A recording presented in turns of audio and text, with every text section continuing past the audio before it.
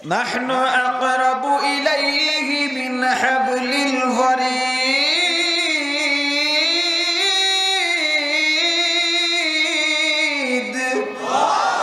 বান্দা তোমার ঘরের শারক যেখানে, আমি আল্লাহ তার চাইতেও তোমার নিকটে। আনা মাকুম আইনা মা কুনতুম, বান্দা যখন তুমি যেথায় যাও আমি আল্লাহ তোমার সঙ্গে আছি। তুমি যদি একজন হও একজন মনে করবা না, আমি আল্লাহকে নিয়ে দুইজন মনে করবা। যদি দুইজন হও দুইজন নও, তিনজন হলে চারজন মনে করবা, চারজন হলে পাঁচজন। মোট কথা আমি আল্লাহকে নিয়ে একজন বেশি মনে করবা। বান্দা আল্লাহ সব জায়গায় আছেন, যা করি যা বলি আল্লাহ দেখেন ও শোনেন। আল্লাহু সামিউন বাসীর।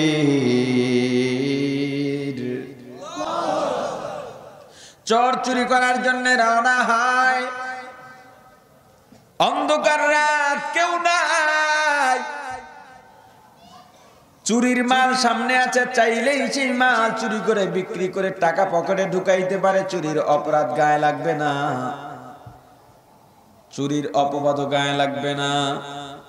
চুরি করতে গিয়া হঠাৎ চোরের অন্তরে ভয় ঢুকে গেছে, দুনিয়ার কেউ যদি না দেখে কে দেখেন। গেছিল চুরি করতে, কিন্তু হঠাৎ ভেতরে আল্লাহর ভয় ঢুকে গেছে। চোর যদি সেখান থেকে চুরি না করে ফিরে যায়, আল্লাহ বলেন ওরে বান্দা, একটু আগেও ফেরেশতারা আমলনামায় চুরির গুনাহ লেখার জন্য প্রস্তুত ছিল। বান্দা চুরি যেহেতু করো নাই, যেই বান্দা তুমি একটু আগে ছিলা চোর, আমি আল্লাহর ভয় পায়া চুরি না করার কারণে সময়ের ব্যবধানে হয়ে গেলাম মুত্তাকি। আমি আল্লাহ ঘোষণা করে দিলাম, ফাইনাল জান্নাতা হিয়াল মাওয়া। মুসলমান ইমানদার, এই আল্লাহর উপস্থিতির ভয় করো। তুমি দরজা বন্ধ করে যা কিছু করো না কেন, কেউ না দেখলেও কে দেখেন। এজন্য আমি প্রায় সময় বলে থাকি, এই যে আমার মাথায় টুপি, মুখে দাড়ি, গায়ের মধ্যে জুব্বা, ভালো ভালো কথা বলি, এটা আমি না, এটা আমার চরিত্র নয়, এটা আমার পরিচয় নয়। তাহলে আমি কে? আমি লোকচক্ষুর আড়ালে, অন্ধকারে, দরজার আড়ালে একা একা যা করে বেড়াই, যা বলে বেড়াই, যা চিন্তা করি, আমি হলাম সে।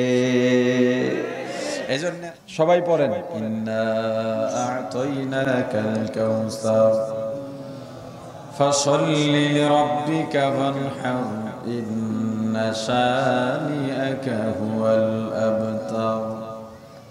হে সাহাবায়ে কেরাম, আল্লাহ আমাকে হাউজে কাউসার দান করেছেন। তোমরা জানো হাউজে কাউসার কি? সাহাবায়ে কেরাম বললেন, আল্লাহ ও আল্লাহর রাসূলই ভালো জানেন। নবীজি বললেন, হাউজে কাউসার জান্নাতের একটা নহর। এটা আপনাদের নারায়ণগঞ্জের ময়লা যুক্ত ড্রেন নয়। হাউজে কাউসারে একটা ময়লাও থাকবে না, ধুলা বালুও থাকবে না। এখন কি বলা দরকার ছিল আপনার?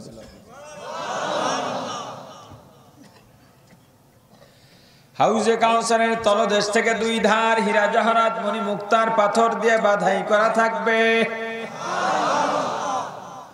হাউজে কাউসারের যে পানি বা শরবত দেখতে হবে দুধের চাইতেও সাদা, মধুর চাইতেও মজাদার মিষ্টি। একবার যদি কেউ পান করে 40 বছর মতান্তরে সারা জীবনেও আর পানির পিপাসা লাগবে না। এটা কাদের জন্য? জোরে বলেন।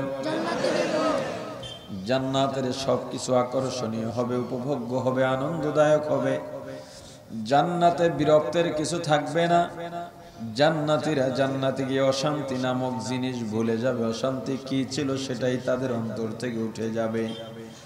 জান্নাতে সবকিছু আকর্ষণীয়, তবে 3টা জিনিস প্রধান আকর্ষণের কেন্দ্রবিন্দুতে থাকবে। কয়টা?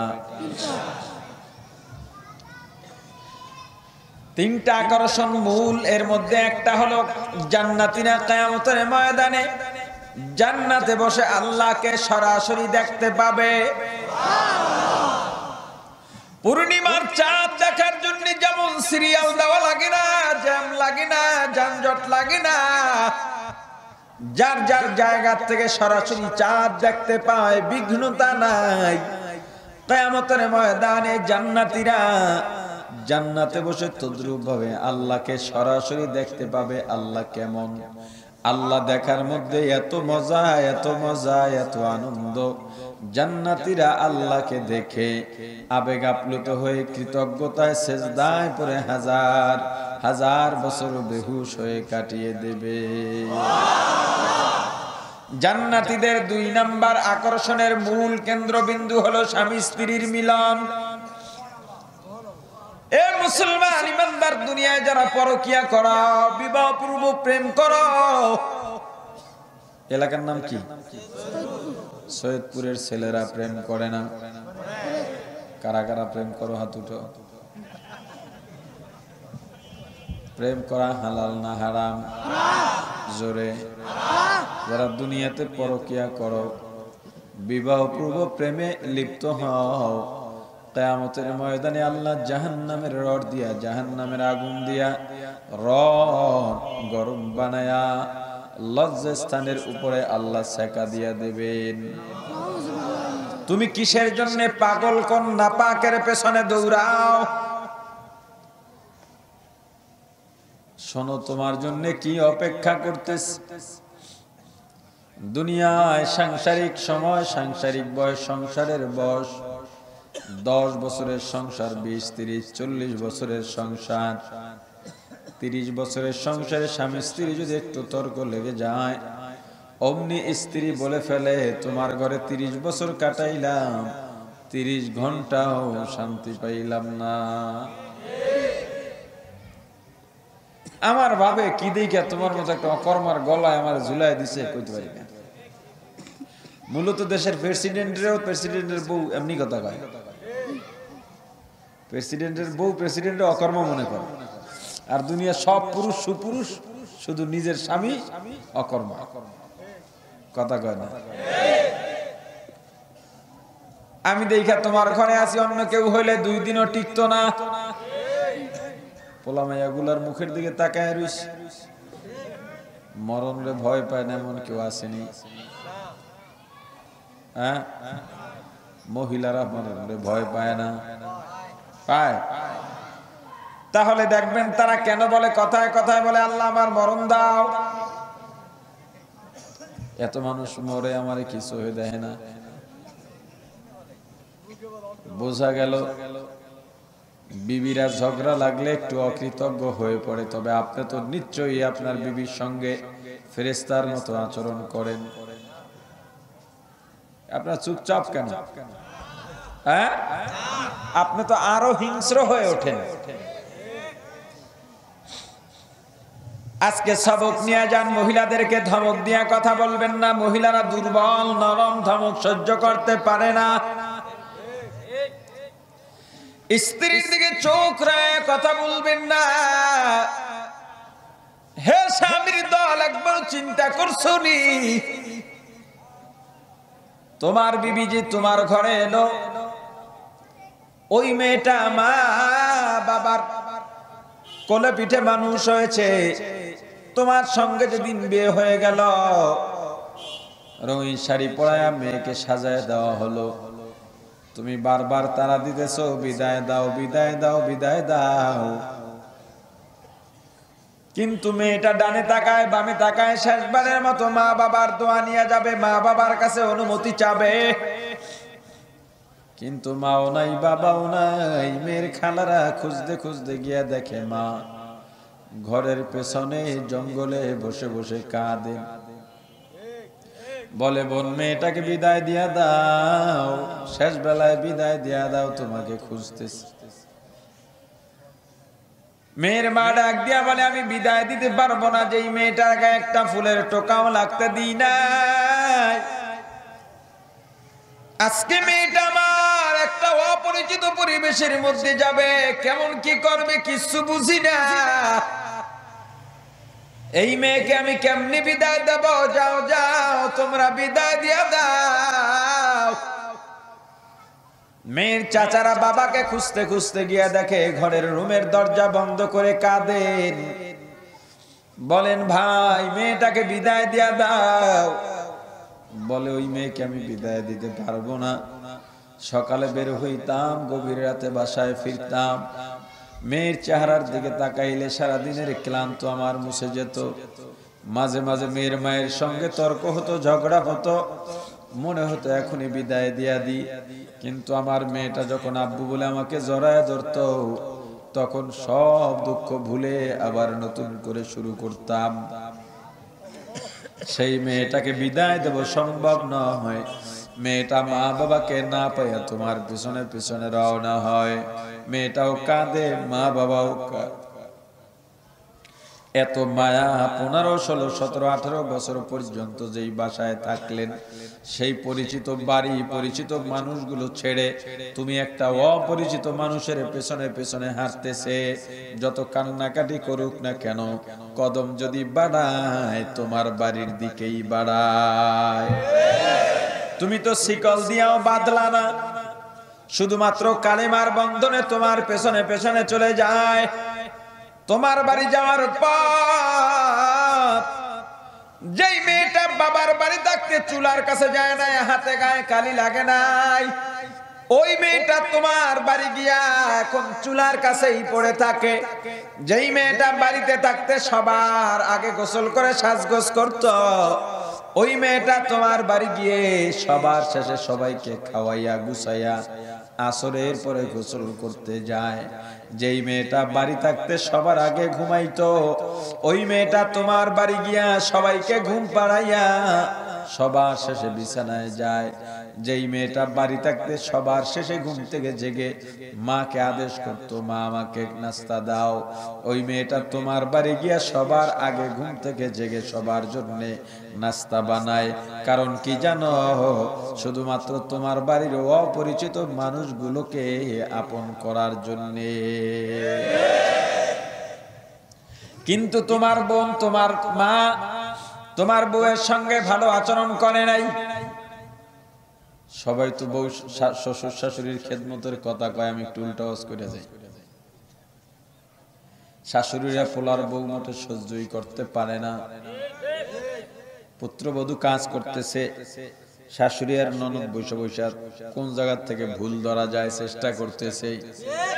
কাজ না পারলে কয়, কি শিখাইছ? তোর মা বাপ কি তোরে কিছু শেখায় নাই? আছে না নাই? এমন শাশুড়ি আপনাদের এই এলাকায় নাই? কয়, বোন পোলা তো বিয়া করাইলে কেমন? কয়, নাই কিছু নাই, সব শেষ। পোলা বিয়া করাইছি না যেন সব শেষ করছে। আমার পোলা আমার নাই, বউর কাছে বিক্রি হয়ে গেছে। কি লেগে? কয়, আমার পোলা বউর কথা ছাড়া ডাইনেও যায় না, বামেও যায় না। তো মেয়েটা বিয়া করাইছো, জামাই কেমন? কয়, এর লেগেই তো আল্লাহ বাঁচায় রাখছে। এই জামাইটা যদি ভালো না হইতো বাঁচতাম না। মাশাআল্লাহ, আমার জামাই লাখে একখান। কয়, এমন কি গুণ আছে? কয়, আমার জামাই আমার মেয়ের কথা ছাড়া ওঠেও না, বসেও না। কি বুঝছেন? কথা কয় না, কি বুঝছেন? কি হে শাশুড়িরা, তোমার ছেলের বউ হয়ে যে মেয়েটা তোমার বাড়িতে আসবে, ওই মেয়েটাকে নিজের মেয়ের স্থান দাও। তোমার মেয়েটাকে তার শ্বশুর বাড়িতে তুমি যেভাবে সুখী দেখতে চাও, তোমার ছেলের বউয়ের মাও তোমার বাড়িতে তার মেয়েকে ওইভাবে সুখী দেখতে চায়। যখন তোমার মা, তোমার বোন, তোমার বিবিকে মন্দ বলে, তোমার বিবি কিছু মনে করে না, কারণ তোমার আশায় থাকে। তোমার হাসি মুখ দেখলে সব ভুলে যায়। কিন্তু তুমিও যদি তখন তাকে চোখ রাঙাও, তখন তোমার বউ এতটা অসহায় পরে নিজের কাছে সবচাইতে অসহায় লাগে, দরজা বন্ধ করে কাঁদে, তোমার প্রতি ভক্তি শ্রদ্ধা কমে যায়। এজন্য খবরদার, স্ত্রীদেরকে চোখ রাঙায় কথা বলবেন না, চেষ্টা করবেন বোঝাবার মতো। স্ত্রীদের গায়ে হাত তুলবেন না, লাঠি দিয়ে মারবেন। কথা কয় না? হাত তুলতেই না নিষেধ করছি, লাঠি দিয়ে তো আর মারতে নিষেধ করি। বউ ফিডেন না আছে না নাই? কে কে বউ ফিডেন হাত উঠান। হ্যাঁ, একজনও নাই। পর্দার ভিতর থেকে মহিলারা শুনে কইতেছে কি বাটপাড়ের বাটপা। সকাল সন্ধ্যা রুটিন করে বউ ফিডায়, আর ওই জায়গায় হুজুর হাত উঠায় না। বউ যদি পিটান দরকার হয় পিটাইবেন, লাঠি দিয়া পিটাইবেন। হ্যাঁ পিটাইবেন লাঠি দিয়ে। আমি কই পিটাইবেন কয় না, আগে তো কথা শেষ করতে হইব। লাঠি দিয়ে পিটাইবেন। আমি আপনাকে বলে যাই কেমন লাঠি। লাঠির সাইজ হবে মেসওয়াকের সাইজ। মেসওয়াক কটুক, কথা কয় না কটুক। খতিব সাহেব মসজিদে মেসওয়াকের ফজিলত বর্ণনা করছেন। মুসল্লি একটা নতুন গিয়ে তো মেসওয়াকের ফজিলত শুই না পাগল। এক রাকাতে 70 রাকাত মেসওয়াক না বানাই আর পারা যায়? তাই গিয়ে মেসওয়াক একটা কাটছে, কাইটা সাইজটা 2 হাত বানাইছে।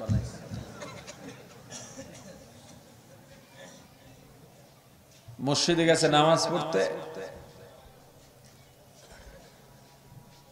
তো চিন্তা করলো 5-7 মিনিট বাকি আছে, 2-4 রাকাত সুন্নত পড়ে নি।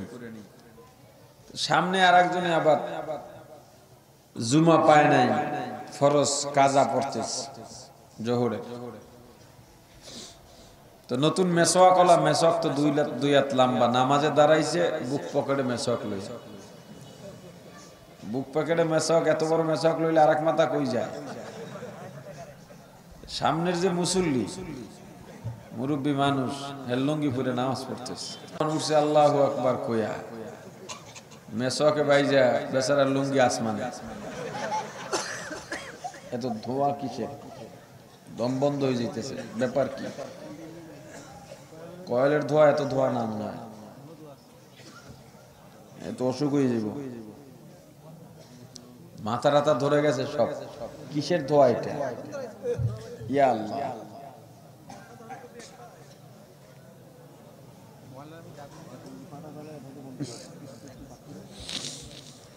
মুরব্বী নামাজ ছাইরা কয় বেটা কে তুই লাঠি ছোড়া নিয়ে মসজিদে আইছো? কয় লাঠি ছোড়া না, কয় এটা সুন্নত মেসওয়াক। কয় তোর সুন্নতের গুতায় তোমার ফরজ শেষ। মেসওয়াকের সাইজ কতটুক? এই 1 বিঘা দিয়া পিটাইবেন বউরে। কোথায় পিটাইবেন? কেমনে পিটাইবেন? মেসওয়াক এমনি ধরবেন, ধরে এমনি জোরে দিয়ে চৌকুড়ে এলাইবেন। কোথায় মারবেন? হাতের তালুতে। কোথায়? চেহারায় মাথায় তো মারাই যাবে, হাতের তালুতে। যখন মন চায় পিটাইবেন। কথা কর, পিটানোর কাজ যদি করে মেসওয়াক দিয়ে মারবে। এফজোখানা মাদ্রাসা আছে আশেপাশে, ওইসব হুজুররা যদি মাইকের সাউন্ড পান বা এ জায়গায় কেউ থাকেন, মানুষের বাড়ির পোলাপান দেয় পড়ালেখার লাগে, এরপরে কামরাঙ্গি বানান পোলাপান। মাদ্রাসার ছাত্র না, শুধু স্কুল মাদ্রাসার কোথাও ছাত্রকে নির্যাতন করা জায়েজ নেই, পেটানো জায়েজ নেই, ফতোয়া দিয়ে গেলাম। শাসন করা জায়েজ আছে। শাসন আর নির্যাতন ব্যবধান কি? শাসন হলো হাতে বেত দিয়ে বাড়ি দিছেন, জুড়ি দেন, সে ব্যথাও পাইছে, কিন্তু ওষুধ খাওয়া ছাড়াই কিছুক্ষণ পরে ভালো হয়ে গেছে, এটা শাসন আওতাভুক্ত। আমাদের সময় তো হাতের জামা কাঁচা, এরপর এই হইতে দূর, সাথে সাথে আমরা উঠে যাইত, এটা নির্যাতন, এটা জায়েজ নেই। ছাত্রদের দিয়া খেদমত নেওয়া যাবে না। যদি খেদমতের দরকার হয় বউ নিয়ে আসবেন, বাসা নিয়ে থাকবেন, বউ হাত পা টিপে দেবে, আপনারও ভালো লাগবে, বউর স্বভাব হবে। যার বউ নাই তার মানে বিয়ে করে নাই, যার বিয়ে করে নাই ওর খেদমত লাগবে কি লিগে? অত জওয়ান মানুষ। ঠিক আছে, আমি যে কথা বুঝাইতে চাইলাম, দুনিয়াতে 30-40 বছরের সংসারে স্বামী স্ত্রী তর্ক হলে একে অপরের অবদান ভুলে যায়, তর্ক বেঁধে যায়। কিন্তু জান্নাতে আপনার বিবি যারা হবে, আপনার চোখের দিকে চোখ তুলে কথা বলবে না। আপনি যেভাবে চাইবেন সেভাবেই চলবে। জান্নাতের বিবিরা দুনিয়ার প্রথম আসমানে এসে যদি দুনিয়ার মধ্যে একটা হাসি দেয়, দুনিয়ার চন্দ্র সূর্যের আলো পর্যন্ত হাসির চমকের সামনে ম্লান হয়ে যাবে। হাসির সঙ্গে যে নিঃশ্বাস বের হবে, ওই নিঃশ্বাসের এত এত ঘ্রাণ, মিশক আম্বরের ঘ্রাণ, দুনিয়াবাসী মুগ্ধ হয়ে যাবে। কাদের জন্য কথা কয় না? আমি কি কইছি এতক্ষণ ওয়াজের, আপনারা কি করেন? এটা কাদের জন্য? জান্নাতীদের জন্য। জান্নাতের তিনটা প্রধান আকর্ষণের 3 নাম্বার জান্নাতের ফল। জান্নাতীরা জান্নাতে গিয়া বলবে, ওলামায়ে কেরামের জবানে শুনেছি জান্নাতের ফল নাকি সুস্বাদু হয়। বলে হ্যাঁ, আমাকে একটা দাও।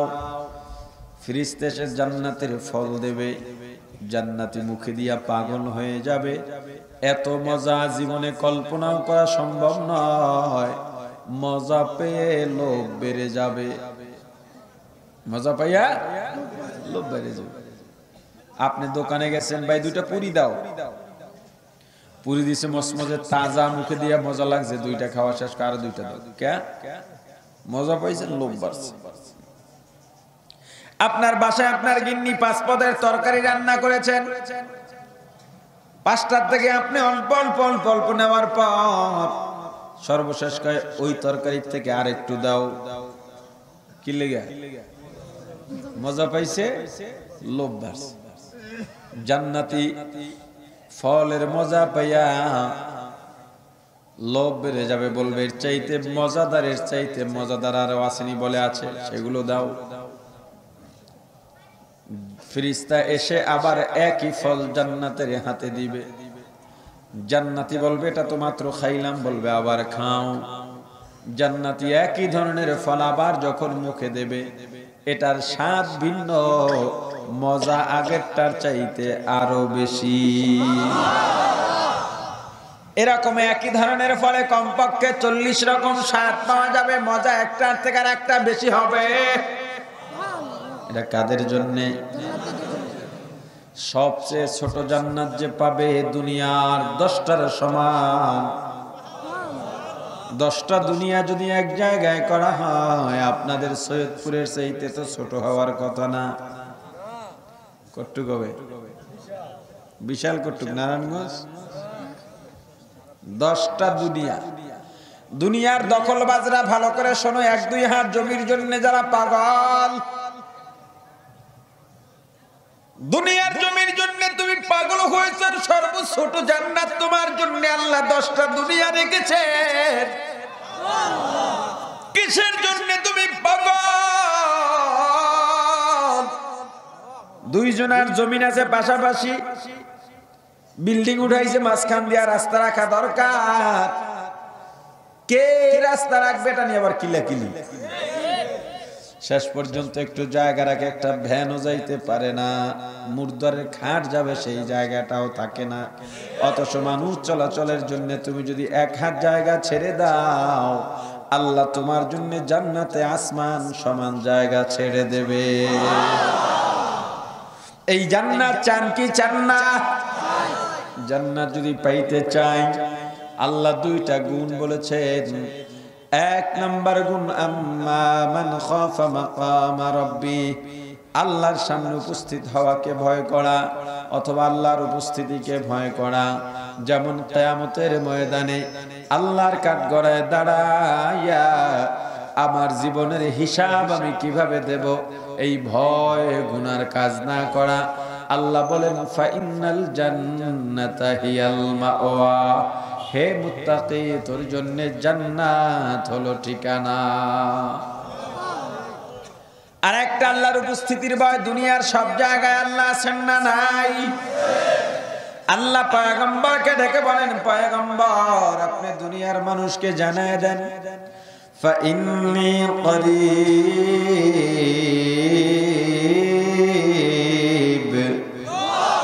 আমি আল্লাহ অতি নিকটে। আল্লাহ কাছে না দূরে? আওয়াজ দিয়া বলেন, আল্লাহ কাছে না দূরে? আল্লাহ কতটা কাছে? কিয়ামতের ময়দানে বহু হাজী জাহান্নামে যাবে, বহু গাজী জাহান্নামে যাবে, বহু শহীদ জাহান্নামে যাবে, বহু দানশীল জাহান্নামে যাবে, বহু নামাজি, বহু বক্তা, বহু পীর, বহু ইমাম, বহু খতিব, বহু শাইখুল হাদিস জাহান্নামে যাবে। হাজী সাহেবকে আল্লাহ ডাক দিয়া বলবেন, হাজী জাহান্নাম। হাজী বলবে, আল্লাহ হজ করলে তো গুনাহ থাকে না। আল্লাযীনা হুম ইউরাউন।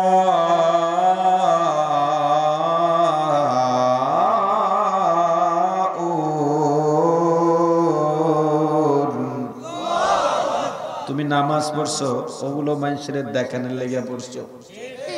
তুমি হজ করছো মানুষের দেখানোর লেগে। হাজির হজ কতটুকু কবুল হয়, কতটুকু হজ ইখলাসের সঙ্গে করছে কেমনে বুঝবেন? পোস্টারে নাম দিছেন, দাওয়াত করছেন, নাম দিছেন, এসে দেখে আমার নাম, কই ওই যে হাবিবুর রহমান মিসবাহ, কয় না এটা তো আমার নাম না, এই নামই তো আপনার মানুষ চিনে, কয় না আমার নাম যদি হইতো শুরুতে আলহাজ থাকতো, কথা কয় না। আবার দেখবেন 10-12 জন এক জায়গায় বসে আলোচনা করতেছে, এর মধ্যে একজন হাজী সাহেব আছে, এখন চিন্তা করতেছে আমি যে হজ করলাম কেমনে এটা উঠাই, প্রসঙ্গ ছাড়া তো উঠানো হয় না, উঠানো যায় না। হঠাৎ করে দেখবেন হুদা বিনা কারণে বলে ফেলবে, এই যে এখন যে কথাটা বলছে এটা ঠিক, এটা আমি যখন হজে গেছিলাম তখন আমি বাইতুল্লাহর সামনে এটা দেখেছি। আছে না নাই? আওয়াজ দিয়া বলেন। এক হাজী সাহেব প্রত্যেক বছর হজ করে, কিন্তু মানুষে হাজী ডাকে না। মনে বড় ব্যথা, মনে খুব ব্যথা, মানুষে হাজী ডাকে না। আরে এটা চ্যালেঞ্জ নিছে, যতদিন মানুষে হাজী না ডাকবে ততদিন হজ করবেই। হজ করতে করতে বুড়ো হয়ে গেছে, শেষ সময় আল্লাহ। মানুষ একবার হজ করলে তার এলাকার মানুষ জিকির পারে হাজী ডাকতে ডাকতে। আমি এতবার হজ করলাম, কেউ হাজী ডাকেন, আল্লাহ এবার যেন আমার হাজী ডাকে। আল্লাহ হাজী সাহেবের দোয়া কবুল করছেন, তো উল্টো কায়দায় কেমনে? কথা কয় না। হাজী সাহেব তো দোয়া করতেছে আর হাঁটতেছে, রাস্তায় কি আছে খবর নাই, হাঁটতেছে। কে যেন পায়খানা করে রাখছিল, হাঁটতে হাঁটতে বেহুশ হয়ে অসতর্কতামূলক ওই পায়খানার উপরে পা পইরা চিৎপটাং, সারা গায়ে গু লেগে গেছি গা। এখন তার কাফেলায় তো তার নামে আরো লোক আছে, যখন বলে অমুক লোক, কই কয় কোন লোক যে পায়খানায় পাচার খাইছিল। এইভাবে বলতে বলতে বলতে বলতে এক সময় নাম হয়ে গেল গুয়া হাজী। কি হাজী? আমাদের সমাজে গুয়া হাজী আছে না নাই? আরো জোরে বলেন। গুয়ার নামাজির অভাব নাই, গুয়া দানশীলের অভাব নাই, গুয়া তাহাজ্জুদের অভাব নাই। জীবনেও তাহাজ্জুদ পড়ে না, একদিন তাহাজ্জুদ পড়ছে। এখন মানুষের কেমনে দেখাইবে সে তাহাজ্জুদ পড়ছে। চিন্তা করলো চা দোকানে গিয়ে খবরটা দিয়েছি, ওই এটা পাবলিসিটির দায়িত্ব নেবে। চার দোকানে গিয়া চোখ ডলে আর কয় ভাই তার তো একটা চা দাও, ঘুমাইয়া ফুরে যাইতেছে, লিকারটা বাড়াই দিও। চা দোকান কয় কি লিগা, কি হয়েছে? সারা রাত ঘুমাই নেই। কয় কে? কয় বুঝবা না, তাহাজ্জুদ টাহাজ্জুদ পড়ি তো, এগুলো বলতে হয় না। আছে না নাই? আমরা আমল করব কার জন্য? আওয়াজ দিয়া বলেন। আল্লাহ রাব্বুল আলামিন পয়গম্বরকে জানায় দেন, পয়গম্বর দুনিয়ার মুমিন মুসলমানকে জানিয়ে দেন আমল হবে কার জন্য? ইন্না সালাতি ওয়া নুসুকি ওয়া মাহইয়ায়া ওয়া মামাতি লিল্লাহ।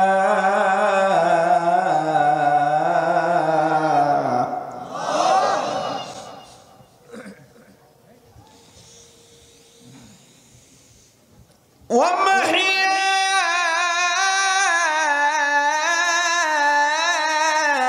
ওয়া মামাতি লিল্লাহ।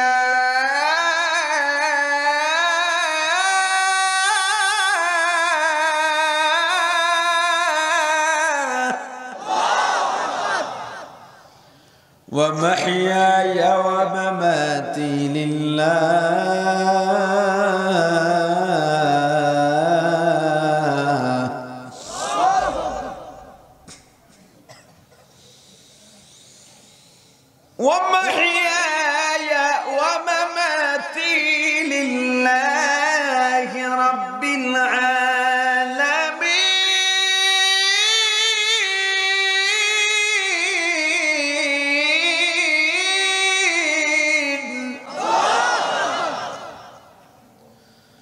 ومحياي ومماتي لله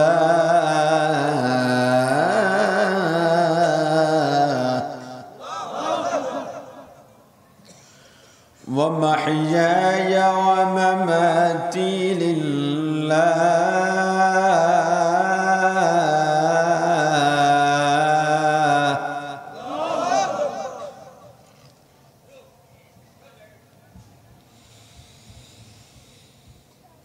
قل إن صلاتي ونسكي ومحياي ومماتي لله رب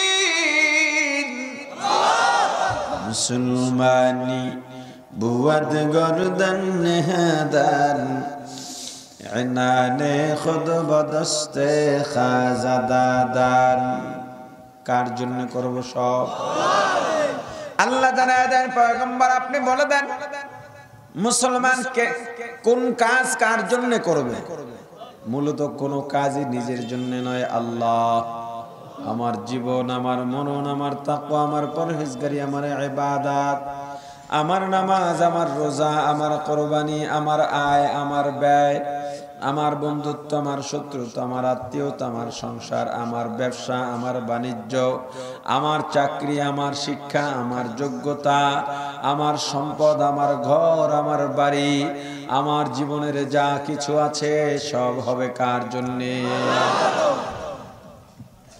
মুসলমান ইমানদার আল্লাহর উপস্থিতির ভয় পায় গুনাহ ছেড়ে দাও এক নাম্বার গুণ আল্লাহর উপস্থিতির ভয় জান্নাতীদের দুই নাম্বার গুণ নাহান নাফসা আনিল হাওয়া মনের খাহেশাতের বিরুদ্ধে কাজ করা মনের বিরুদ্ধে নয় মনের দুইটা চাহিদা আছে একটা খারাপ আর একটা ভালো খারাপটাকে হাওয়া বলে খাহেশাত মন চায় মিথ্যা বলতে বলবো না মন চায় গান শুনতে শুনবো না মন চায় চুরি করতে করব না মন চায় গুনাহ করতে করব না আল্লাহ বলেন ফা ইন্নাল জান্নাতা হিয়াল মাওয়া হে পরহেজগার আমি আল্লাহ তোমার জন্য ঠিকানা করে দিলাম জান্নাত যতটুকু আলোচনা করেছি আলোচনায় যত ভুল আমার পক্ষ থেকে যত ভালো আল্লাহর পক্ষ থেকে আমার ভুলগুলো শুধরায়া আল্লাহর ভালোগুলো গ্রহণ করার তৌফিক দান করেন